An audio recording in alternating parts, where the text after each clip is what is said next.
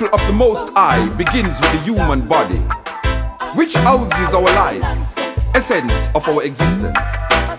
Africans are in bondage today because they approach spirituality through religion, provided by foreign invaders and conquerors. We must stop confusing religion and spirituality. Religion is a set of rules, regulations, and rituals created by humans, which were supposed to help people grow spiritually.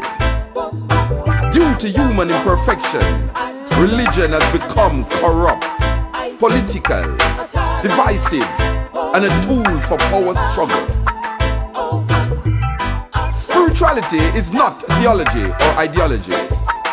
It is simply a way of life, pure and original, as was given by the Most High of creation.